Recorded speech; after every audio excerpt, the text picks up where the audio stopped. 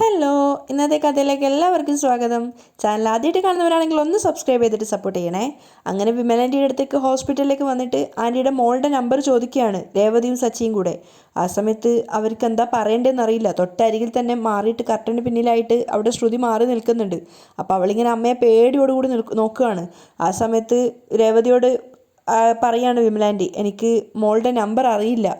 അത് കേട്ടത് രേവതിക്ക് ആകെ ഒരു കൺഫ്യൂഷൻ ആവുകയാണ്. അപ്പോൾ സച്ചി പറയുന്നുണ്ട്, ഇന്നത്തെ കാലത്ത് ആർക്കും ആരുടെ നമ്പറുകൾ അറിയില്ല. പണ്ടൊക്കെ നമ്മൾ എവിടെയെങ്കിലും എഴുതിയൊക്കെ വെക്കുമായിരുന്നു. പക്ഷെ ഇന്ന് മൊബൈലൊക്കെ വന്നതുകൊണ്ട് തന്നെ ആരും ആരുടെ നമ്പർ ഓർത്ത് വെക്കുന്നില്ല. എന്തിനധികം സ്വന്തം നമ്പർ പോലും അധികം ആർക്കും അറിയില്ല. എങ്കിൽ പിന്നെ അവരുടെ അമ്മയുടെ മോളുടെ വീട് പറഞ്ഞാൽ മതി, ഞങ്ങൾ ചെന്ന് അവരെ കൂട്ടിക്കൊണ്ടുവരാം. സച്ചി അടുത്തൊരു ഓപ്ഷൻ പറയാണ്. അത് കേട്ടതും വിമലാൻ്റിയൊക്കെ ആകെ പരിഭ്രമിച്ച് നിൽക്കുകയാണ്. അതിനേക്കാട്ടിലും കൂടുതൽ ടെൻഷനിലാണ് ശ്രുതിയുള്ളത്. രേവതി വീണ്ടും ചോദിക്കുകയാണ്, ഇവിടെ അടുത്താണോ ആൻറ്റി അവർ താമസിക്കുന്നത്? ഏതാ സ്ഥലം? അപ്പോൾ അതുകൂടെ കേട്ടതോടെ അവരാകെ ഇങ്ങനെ വെപ്രാളത്തോടെ സ്ഥലം കുറച്ചു നേരം ഇങ്ങനെ ആലോചിച്ച് നിൽക്കുകയാണ്. പെട്ടെന്നൊരു ബുദ്ധി തെളിഞ്ഞിട്ട് അവർ പറയുന്നുണ്ട്, അത് പിന്നെ മോള് സ്ഥലത്തില്ല. സ്ഥലത്തില്ലേ? സച്ചി ചോദിക്കുകയാണ്. നിങ്ങൾ അവരെ കാണാനല്ലേ വന്നത്?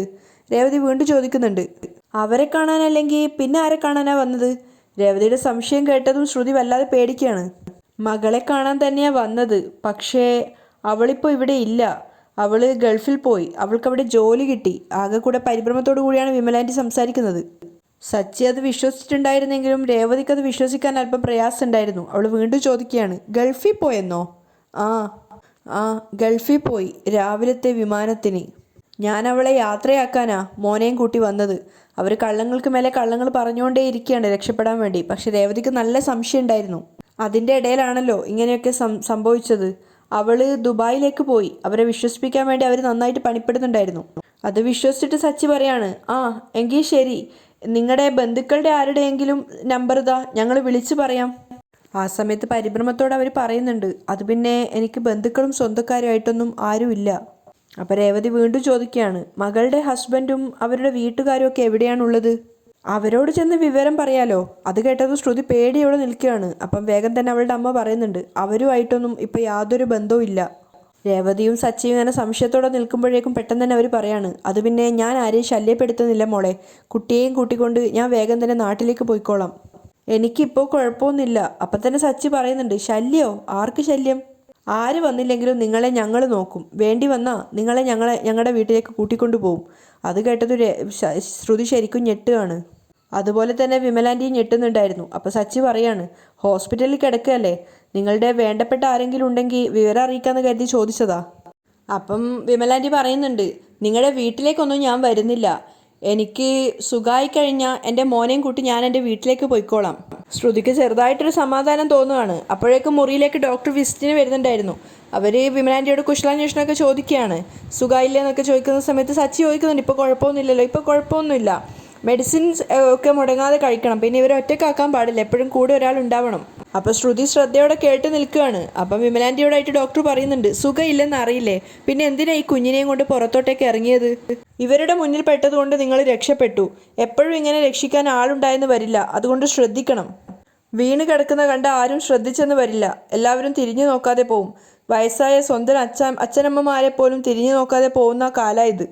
ഇവരാ നിങ്ങളെ രക്ഷിച്ചത്, ഇവർക്ക് നിങ്ങൾ നന്ദി പറയണം. അപ്പം വിമല പറയുന്നുണ്ട്, അറിയാം ഡോക്ടർ. ഇതൊക്കെ ഒരു കാര്യമാണോ ഡോക്ടർ? സച്ചി വേഗം തന്നെ ചോദിക്കുകയാണ്. മനുഷ്യന് ചെയ്യുന്ന ഉപകാരത്തിന് എന്തിനാ നന്ദി പറയുന്നത്? ഡോക്ടർ, ആൻറ്റി എപ്പോഴാണ് ഡിസ്ചാർജ് ചെയ്യുന്നത്? രേവതി ചോദിക്കുന്നുണ്ട്. ഓ, ഇപ്പം തന്നെ ഡിസ്ചാർജ് ചെയ്യാം. പിന്നെ ഇവിടെ എവിടെയെങ്കിലാണ് താമസിക്കുന്നതെങ്കിൽ ഒരു 4 ദിവസം കഴിഞ്ഞ് എന്നെ വന്ന് കാണുക. അതല്ല ഇവരുടെ നാട്ടിലേക്കാണ് പോകുന്നതെങ്കിൽ അവിടുത്തെ ഡോക്ടറെ കണ്ടാൽ മതി. ഡോക്ടർ പോയതിന് പിന്നാലെ സിസ്റ്റർ ഡിസ്ചാർജിൻ്റെ ബില്ല് കൊടുക്കുകയാണ്. ബില്ല് കണ്ട സമയത്ത് സച്ചി ശരിക്കും ഞെട്ടുന്നുണ്ടായിരുന്നു. 15,000?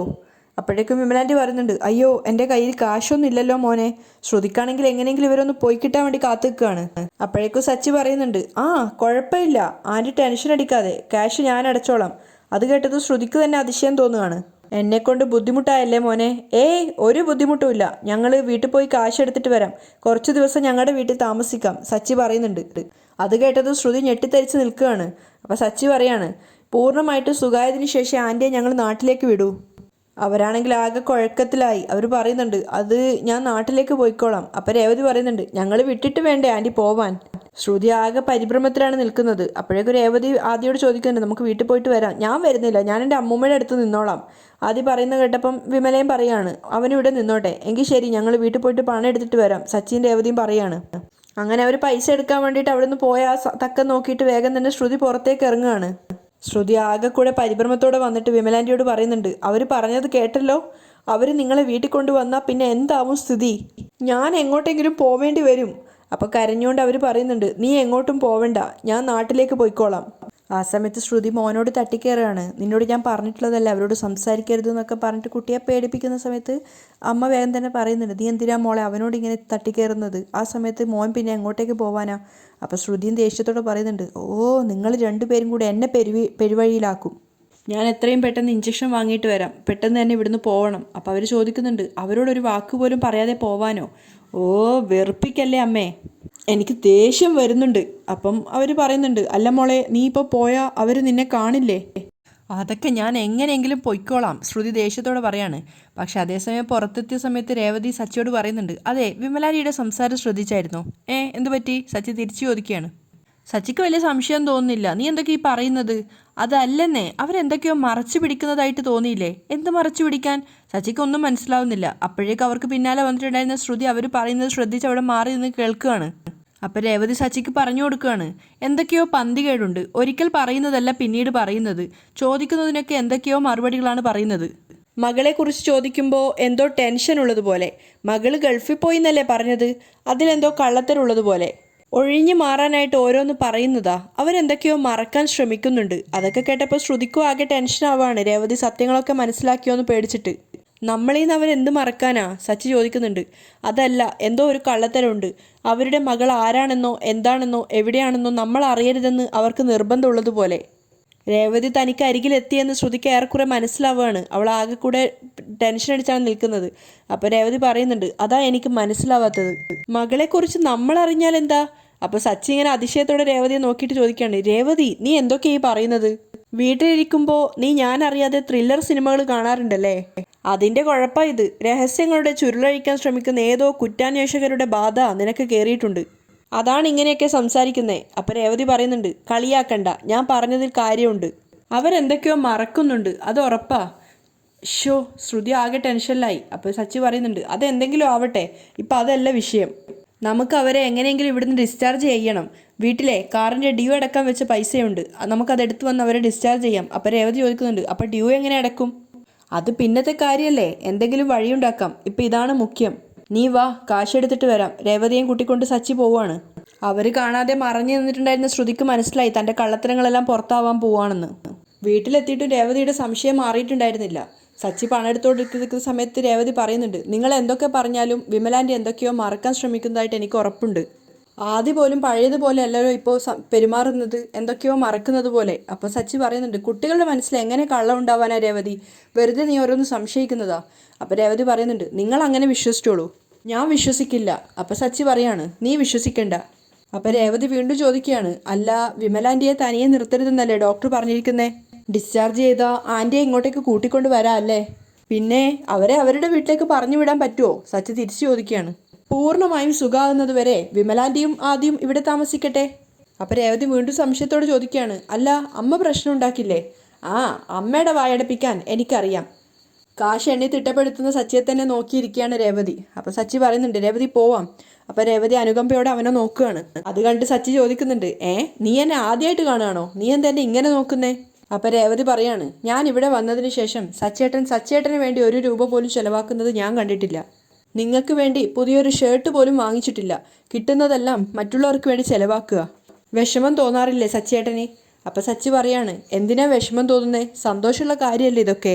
അവനവന് വേണ്ടി ജീവിക്കുന്നതിനേക്കാളും സന്തോഷം മറ്റുള്ളവർക്ക് വേണ്ടി ജീവിക്കുമ്പോൾ കിട്ടും രേവതി. അതിൻ്റെ സുഖമൊന്ന് വേറെ തന്നെയാ. അപ്പം രേവതിയും പുഞ്ചിരിച്ചുകൊണ്ട് പറയാണ്, അതെനിക്കറിയാം. അപ്പോൾ സച്ചി ചോദിക്കുന്നുണ്ട്, അപ്പോൾ കാറിൻ്റെ ഡ്യൂ അടച്ചാൽ മതി, ഹോസ്പിറ്റലിൽ ബില്ലടക്കണ്ട എന്നാണോ പറഞ്ഞു വരുന്നേ? അല്ല, ഞാൻ അങ്ങനെ പറയുമോ സച്ചേട്ടാ? ബില്ലടച്ച് അവരെ ഡിസ്ചാർജ് ചെയ്ത് ഇങ്ങോട്ട് കൂട്ടിക്കൊണ്ട് വരാം. അങ്ങനെ രണ്ടുപേരും ഹോസ്പിറ്റലിലേക്ക് തന്നെ തിരിച്ചു പുറപ്പെടുകയാണ്. ആ സമയത്ത് ആദിക്കുട്ടൻ അമ്മൂമ്മയോട് ചോദിക്കുന്നുണ്ട്, അമ്മൂമ്മേ രേവതി ആൻറ്റി ഇനി വരുമോ? വരേണ്ടതാണ്, അവർ പുഞ്ചിരിച്ചുകൊണ്ട് പറയുന്നുണ്ട്. അപ്പം ആദിക്കുട്ടൻ ചോദിക്കുകയാണ്, കല്യാണി ആൻറ്റിക്ക് രേവതി ആൻറ്റി ഇഷ്ടമല്ല അല്ലേ? അങ്ങനെയൊന്നും ഇല്ല മോനെ, നീ കല്യാണി ആൻറ്റിയോട് ഇതേക്കുറിച്ചൊന്നും സംസാരിക്കണ്ട കേട്ടോ. ആദ്യം സമ്മതിക്കുകയാണ്, പക്ഷെ അപ്പോഴേക്കും പരിഭ്രാന്തയായിട്ട് ശ്രുതി ഓടി വരുന്നുണ്ട്. അമ്മേ വാ, എഴുന്നേക്ക് പോവാം, ആദി വാ പോവാം, അവൾ ചോദിക്കുകയാണ്. അപ്പോൾ അവർ വെപ്രാളത്തോട് ചോദിക്കുന്നുണ്ട്, കല്യാണി എന്താ പറ്റിയേ? പക്ഷെ അവൾ മറുപടിയൊന്നും പറയുന്നില്ല. എങ്ങോട്ട് പോവാന്ന് നീ പറയുന്നേ? അതൊക്കെ അവിടെ എത്തിയതിന് ശേഷം അറിഞ്ഞാൽ മതി എന്ന് പറഞ്ഞിട്ട് അമ്മയുടെ കയ്യിൽ ഇട്ടിട്ടുണ്ടായിരുന്ന ട്രിപ്പൊക്കെ കല്യാണി ശ്രുതി തന്നെ അയച്ചു മാറ്റുകയാണ്. വേദനയോടുകൂടി അവർ പൊളയുന്നുണ്ട്. അതിനിടയിൽ അവർ ചോദിക്കുന്നുണ്ട്, സച്ചിയോടും രേവതിയോടും പറയാതെ എങ്ങനെയാ വരിക? അവര് എനിക്ക് വേണ്ടി ഇത്രയൊക്കെ ചെയ്തില്ലേ? അവരോട് പറഞ്ഞിട്ട് ഇറങ്ങാൻ മോളെ, അല്ലെങ്കിൽ അതൊരു മര്യാദ കേടാ. അപ്പം ശ്രുതി പറയുന്നുണ്ട്, അങ്ങനെയെങ്കിൽ അവരുടെ കൂടെ എൻ്റെ അമ്മായി അമ്മയുടെ വീട്ടിൽ പോയി താമസിച്ചോ, ഞാൻ എങ്ങോട്ടെങ്കിലും പൊക്കോളാം. ഇങ്ങനെ ഇറിറ്റേറ്റ് ചെയ്യല്ലേ അമ്മേ, ഒന്നും അറിയാത്ത പോലെ സംസാരിക്കല്ലേ. അവർ എന്നെ നിങ്ങളുടെ കൂടെ കണ്ട എല്ലാം തീർന്നു, ഒന്ന് വാ എന്ന് പറഞ്ഞുകൊണ്ട് ശ്രുതി അവരെ പിടിച്ചെഴുന്നേൽപ്പിക്കുകയാണ്. വയ്യെങ്കിലും അവരും എഴുന്നേൽക്കുന്നുണ്ടായിരുന്നു മകളുടെ നിർബന്ധത്തിന് വഴങ്ങി. അങ്ങനെ അവരെ രണ്ടുപേരെയും കൂട്ടിക്കൊണ്ട് ശ്രുതി ആ മുറിവിട്ട് ഇറങ്ങുകയാണ്. അപ്പോഴേക്കും സച്ചിൻ രേവതിയും പണമായിട്ട് അങ്ങോട്ടേക്ക് വരുന്നുണ്ടായിരുന്നു, ഡിസ്ചാർജ് ചെയ്യാനുള്ള പൈസയും കൊണ്ട്. പക്ഷേങ്കിൽ കുറച്ച് മുന്നേ, അതായത് അവർക്ക് കണ്ടുമുട്ടുന്നതിൻ്റെ കുറച്ച് മുന്നേ ഉള്ള സ്ഥലത്തെത്തിയപ്പോഴേക്കും ശ്രുതി വഴിമാറിയിട്ട് പോവാണ് അമ്മയും മോനെയും കൂട്ടിക്കൊണ്ട്. മുറിയിലെത്തിയതും സച്ചിൻ രേവതിയും ശരിക്കും ഞെട്ടിപ്പോവാണ്. എവിടെ പോയി ആൻറ്റിയും ആദ്യകുട്ടിയും? അപ്പം വേറെ റൂമിലേക്ക് മാറ്റി കാണുമോ? രേവതി സംശയത്തോട് ചോദിക്കുന്നുണ്ട്. ഡിസ്ചാർജ് ആണെന്ന് ഡോക്ടർ പറഞ്ഞതല്ലേ, ബില്ലടക്കാനുള്ള പൈസ എടുക്കാനല്ലേ നമ്മൾ പോയത്, അതിനിടയ്ക്ക് വേറെ റൂമിലേക്ക് മാറ്റുമോ? പിന്നെ ഇതെവിടെ പോയി? അങ്ങനെ രേവതിയും സച്ചിയും കൂടെ അവിടെ ബാത്റൂമിലും എല്ലായിടത്തും അവരെ തിരയാണ്, പക്ഷെ എവിടെയും കാണുന്നില്ല. അങ്ങനെ അവർ രണ്ടുപേരും റിസപ്ഷനിൽ അന്വേഷിക്കാൻ പോകുന്ന സമയത്ത് ശ്രുതി അമ്മയെയും മോനെയും കൊണ്ട് ഓട്ടോയിൽ പോയിക്കൊണ്ടിരിക്കുകയാണ്. അപ്പം വിമലാൻറ്റി ചോദിക്കുന്നുണ്ട്, നീ ഇത് എങ്ങോട്ടേക്കാ ഞങ്ങളെയും കൂട്ടിക്കൊണ്ട് പോകുന്നേ? മീരയുടെ വീട്ടിലേക്കാ. കുറച്ചുനാൾ നിങ്ങൾ അവിടെ താമസിക്ക്, സുഖായതിനു ശേഷം ഞാൻ നാട്ടിൽ കൊണ്ടുവിടാം. അപ്പോൾ അവർ പറയുന്നുണ്ട്, ആദ്യക്ക് സ്കൂളിൽ പോകണം, കുറച്ച് ദിവസത്തെ കാര്യമല്ലേ ഉള്ളൂ, അത് ഞാൻ ടീച്ചറിനോട് വിളിച്ച് പറഞ്ഞോളാം. ഇവിടുത്തെ ഡോക്ടറെ വീണ്ടും കാണണമല്ലോ, അപ്പോൾ മീരയുടെ വീട്ടിൽ താമസിക്കുന്നത് തന്നെയാണ് നല്ലത്. പക്ഷേ രണ്ടുപേരും വീട്ടിൽ നിന്ന് പുറത്തിറങ്ങരുത്, ആരോടും ഒന്നും പറയുകയും ചെയ്യരുത്. നിങ്ങളുടെ കാര്യങ്ങൾ മീര നോക്കിക്കോളും. എന്തെങ്കിലും ആവശ്യമുണ്ടെങ്കിൽ മീരയോട് എന്നെ വിളിക്കാൻ പറഞ്ഞാൽ മതി, ഞാൻ അവിടെ വന്ന് നിങ്ങളെ കണ്ടുകൊള്ളാം. ശ്രുതി പറയുന്നത് അമ്മയും മോനും സമ്മതിക്കുകയാണ്. അതേസമയം സച്ചിയും രേവതിയും കൂടെ റിസപ്ഷനിൽ വന്നിട്ട് ചോദിക്കുന്നുണ്ട്, അവിടെ 102 പേഷ്യൻറ്റിനെ കാണുന്നില്ലല്ലോ എന്ന്. ആ സമയത്ത് റിസപ്ഷനിസ്റ്റ് പറയാണ്, അവർ ഡിസ്ചാർജ് ആയി പോയല്ലോ. അപ്പോൾ സച്ചിയും രേവതിയും പരസ്പരം മുഖത്തോടുമ്പോൾ നോക്കുകയാണ്. എന്നിട്ട് സച്ചി പറയുന്നുണ്ട്, ഞങ്ങൾ ബില്ലടച്ചിട്ടില്ല, ബില്ലടക്കാതെ എങ്ങനെ ഡിസ്ചാർജ് ആയി പോവും? ബില്ലടച്ചല്ലോ. ആരാ അടച്ചത്? ഒരു ലേഡി വന്ന് ബില്ലടച്ച് അവരെ കൂട്ടിക്കൊണ്ടുപോയി. ചോദിച്ചപ്പോൾ അവരുടെ റിലേറ്റീവ് ആണെന്നാണ് പറഞ്ഞത്. അപ്പോൾ സച്ചി രേവതിയെ നോക്കുകയാണ്. അപ്പോൾ രേവതിയുടെ സംശയം ഒന്നുകൂടെ ഊന്നൽ വെക്കുകയാണ്. അപ്പോൾ സച്ചി അരികിൽ വന്നപ്പോൾ രേവതി പറയുന്നുണ്ട്, നേരത്തെ ഞാൻ പറഞ്ഞതിൽ കാര്യമുണ്ടെന്ന് ഇപ്പോൾ നിങ്ങൾക്ക് മനസ്സിലായല്ലോ. എന്ത് കാര്യം? അവരെന്തൊക്കെയോ മറച്ചു വെക്കുന്നുണ്ട്. കള്ളം പറയുകയാണെന്ന് ഞാൻ പറഞ്ഞതല്ലേ, ഇപ്പം എന്തേ ഒരു പെണ്ണ് വന്ന് അവരെ ഡിസ്ചാർജ് ചെയ്ത് കൂട്ടിക്കൊണ്ടുപോയി. അവരുടെ റിലേറ്റീവ് ആണെന്നല്ലേ റിസപ്ഷനിസ്റ്റ് പറഞ്ഞത്. നേരത്തെ നമ്മൾ ചോദിച്ചപ്പോൾ അവർക്ക് ബന്ധുക്കളായിട്ട് ആരും ഇല്ലെന്നല്ലേ പറഞ്ഞത്. അപ്പോൾ സച്ചി പറയുന്നുണ്ട്, അത് നാട്ടിൽ നിന്ന് വന്ന വല്ല ബന്ധുക്കളും ആയിരിക്കും, വിമലാൻറ്റി അവരെ ഫോൺ ചെയ്ത് അറിയിച്ചു കാണും. അപ്പോൾ രേവതി ദേഷ്യത്തോട് പറയാണ്, പോകുമ്പോൾ നമ്മളോട് പറയേണ്ടതല്ലേ, നമ്മളല്ലേ അവരെ ഇവിടെ അഡ്മിറ്റ് ചെയ്തത്, ഒന്ന് ഫോൺ ചെയ്തെങ്കിലും പറയായിരുന്നില്ലേ? സച്ചി ഇങ്ങനെ ആലോചിച്ച് നിൽക്കുകയാണ്. അതാ ഞാൻ പറഞ്ഞത്, അവർക്ക് എന്തൊക്കെയോ കള്ളക്കളി ഉണ്ടെന്ന്. അപ്പോൾ സച്ചി പറയുന്നുണ്ട്, അവരുടെ ഫോൺ തകരാറിലാണല്ലോ രേവതി. അപ്പോൾ രേവതി ചോദിക്കുകയാണ്, അങ്ങനെയാണെങ്കിൽ പിന്നെ എങ്ങനെയാണ് ബന്ധുവിനെ വിളിച്ചത്? ബന്ധുവിനെ വിളിച്ചറിയിച്ച് അവർക്ക് നമ്മളെയും വിളിക്കായിരുന്നല്ലോ. നമ്മുടെ നമ്പർ അവരുടെ ഓർമ്മയിലുണ്ടാവില്ല, അതായിരിക്കും വിളിക്കാതിരുന്നത്. അവരുടെ മകളുടെ നമ്പർ പോലും അവരുടെ ഓർമ്മയില്ല, പിന്നെയല്ലേ? അപ്പോൾ രേവതി പറയുന്നുണ്ട്, അവരുടെ മകൾ ഗൾഫിൽ പോയെന്നല്ലേ അവർ പറഞ്ഞത്, പക്ഷെ അവൾ എവിടെയും പോയിട്ടില്ല.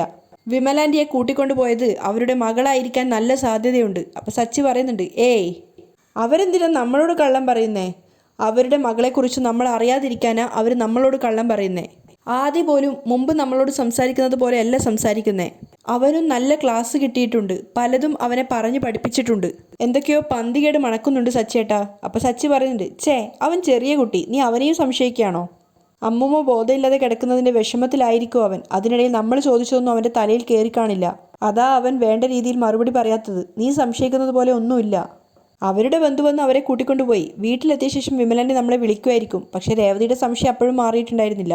എനിക്കൊരു ട്രിപ്പുണ്ട്, നിന്നെ വീട്ടിൽ കൊണ്ടുവിട്ടിട്ട് വേണം പോവാൻ എന്ന് പറഞ്ഞിട്ട് രേവതിയെ വിളിച്ച് കൂട്ടിക്കൊണ്ട് സച്ചി പോവാണ്. പക്ഷേ രേവതിയുടെ സംശയം അപ്പോഴും മാറിയിട്ടില്ല. അതേ മാനസികാവസ്ഥയിൽ തന്നെയാണ് ശ്രുതിയും അതുപോലെ അവളുടെ അമ്മയൊക്കെ ഉള്ളത്, ആകെ വെപ്രാളത്തിൽ. അങ്ങനെയാണ് ഇന്നത്തെ എപ്പിസോഡ് വൈൻഡപ്പ് ചെയ്യുന്നതും.